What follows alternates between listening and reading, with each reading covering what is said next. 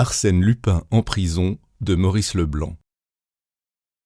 On savait que les recherches de l'inspecteur Dieuzy auprès des garçons du restaurant n'avaient donné aucun résultat. Et l'on apprenait en outre cette chose stupéfiante qui montrait l'infinie variété des ressources dont cet homme disposait.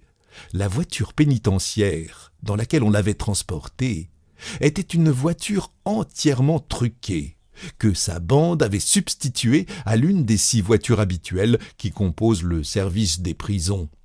L'évasion prochaine d'Arsène Lupin ne fit plus de doute pour personne. Lui-même d'ailleurs l'annonçait en termes catégoriques, comme le prouva sa réponse à M. Bouvier au lendemain de l'incident. Le juge raillant son échec, il le regarda et lui dit froidement « Écoutez bien ceci, monsieur, et croyez-moi sur parole, cette tentative d'évasion faisait partie de mon plan d'évasion. » « Je ne comprends pas, » ricana le juge.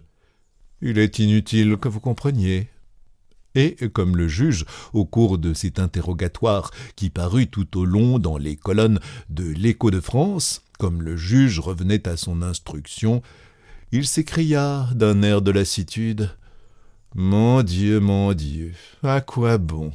Toutes ces questions n'ont aucune importance. » « Comment aucune importance? » « Mais non, puisque je n'assisterai pas à mon procès. »« Vous n'assisterez pas? » « Non, c'est une idée fixe, une décision irrévocable. Rien ne me fera transiger. » Une telle assurance, les indiscrétions inexplicables qui se commettaient chaque jour, agaçaient et déconcertaient la justice. Il y avait là des secrets qu'Arsène Lupin était seul à connaître et dont la divulgation par conséquent ne pouvait provenir que de lui. Mais dans quel but les dévoilait-il ? Et comment ? On changea Arsène Lupin de cellule.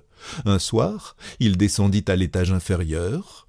De son côté, le juge boucla son instruction et renvoya l'affaire à la chambre des mises en accusation. Ce fut le silence. Il dura 2 mois.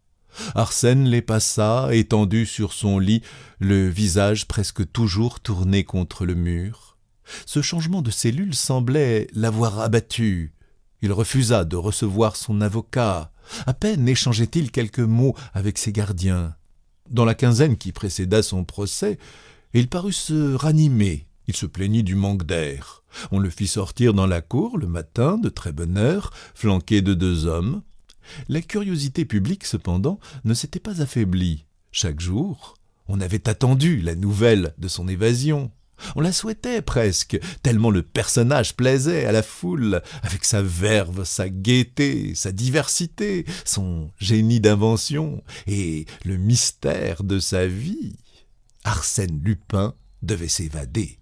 C'était inévitable, fatal. On s'étonnait même que cela tardât si longtemps. Tous les matins, le préfet de police demandait à son secrétaire « Eh bien, il n'est pas encore parti ? » « Non, monsieur le préfet. » « Ce sera donc pour demain. »